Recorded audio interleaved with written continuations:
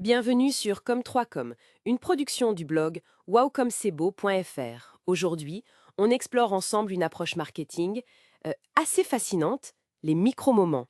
L'idée, si j'ai bien compris, c'est d'attraper l'attention quand elle est là, mais très brièvement. C'est ça? C'est exactement ça. C'est vraiment l'art d'être présent et utile dans ces instants très courts où quelqu'un dégaine son smartphone. Souvent pour un besoin immédiat. Je veux savoir un truc, je veux aller quelque part, je veux faire ça ou je veux acheter. D'accord. Notre discussion aujourd'hui, ça va être de décortiquer un peu ce concept, voir comment les marques essaient de jouer là-dessus. Alors, ces fameux micro-moments, comment on les définit plus précisément? C'est vraiment saisir une opportunité en un clin d'œil? C'est ça. Il s'agit de reconnaître et surtout d'agir pendant ces brefs instants où une personne se tourne vers un appareil, très souvent sous mobile, hein, pour répondre à une impulsion, un besoin immédiat. Mhm. Et pourquoi ça marche, tu vois? Parce que ça répond à une attente très forte aujourd'hui, l'immédiateté. On veut des réponses là, maintenant.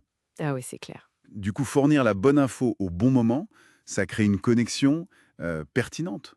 Donc ce n'est pas juste être rapide, c'est être pertinent pile au moment où le besoin émerge en fait. Précisément, c'est cette pertinence dans le contexte qui rend le message beaucoup plus efficace qu'une pub classique. Ça peut même renforcer la fidélité, parce que la marque a simplifié la vie de la personne. Elle a enlevé une friction. Ok, je vois l'idée. Mais alors concrètement, qu'est-ce qui fait qu'une stratégie de micro-moment réussit? Parce que ça doit pas être si simple, hein. Non, non, il y a plusieurs éléments clés. D'abord, il faut une compréhension assez fine du parcours client, pour pouvoir un peu anticiper ces fameux moments. Anticiper. Oui, savoir quand ils sont susceptibles d'arriver. Ensuite, le message. Il doit être hyper concis et clair. On n'a que quelques secondes d'attention, faut pas l'oublier. Faut aller droit au but, pas de blabla. Tout à fait. La réactivité est aussi primordiale.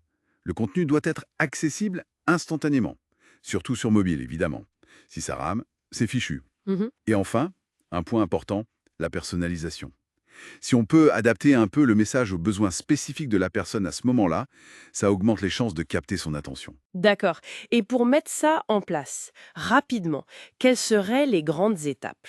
Alors, 1. Identifier les moments clés pour ses clients. 2. Optimiser à fond pour le mobile, c'est la base. 3. Créer des contenus très courts, adaptés à chaque type de moment. Parfois, on peut utiliser la géolocalisation, ça aide. Et surtout, mesurer en permanence pour voir ce qui marche et ajuster. Et j'imagine qu'il y a des pièges à éviter, des choses à ne pas faire. Ah oui, bien sûr. Le premier, ce serait de surcharger les gens de messages. C'est tentant, mais non. Il faut être présent, oui, mais pas intrusif. L'équilibre est fin. Oui, la limite est mince. Exactement. Un autre écueil, c'est de sacrifier la qualité pour la vitesse. Un message rapide mais médiocre ou pas pertinent, ça peut être contre-productif. Ça nuit à l'image. Hmm. Et puis il faut voir ces micro-moments comme une partie d'un tout, d'une stratégie globale. Ce n'est pas une action isolée. Et ne pas oublier le suivi. Qu'est-ce qui se passe après ce bref instant? C'est vrai, ça ne s'arrête pas là.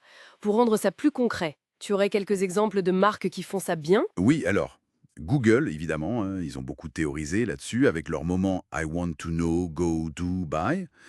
Pense à Uber ou Lyft. Ah oui. Tu ouvres l'appli, hop, ça te montre direct la voiture la plus proche. C'est une réponse immédiate à «je veux aller quelque part». Et Amazon, avec l'achat un clic, ça compte aussi, non? Ça simplifie tout au moment où tu as envie d'acheter. Carrément, c'est un excellent exemple. Ou même Domino's Pizza qui permet de recommander ta pizza habituelle juste en ouvrant l'application. Zéro effort. Simple et efficace. Voilà. Spotify aussi avec les playlists découvertes ou les recommandations qui s'adaptent un peu au moment de la journée. C'est toujours cette idée de répondre vite à un besoin ou une envie du moment. Donc, si on résume un peu tout ça, le marketing des micro-moments, c'est vraiment l'art d'être là, utile, pertinent dans ces toutes petites fenêtres d'attention que les gens nous accordent sur leurs écrans. C'est une bonne synthèse. C'est une approche qui demande, comme on disait, de bien connaître son audience, d'être très agile, technologiquement aussi. Et ça ouvre peut-être une réflexion pour la suite d'ailleurs. Ah oui, laquelle? Ben, où se situe la limite?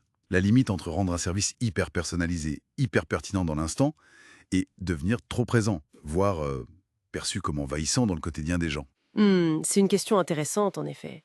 Jusqu'où aller sans franchir cette ligne? Voilà, entre le service et l'intrusion.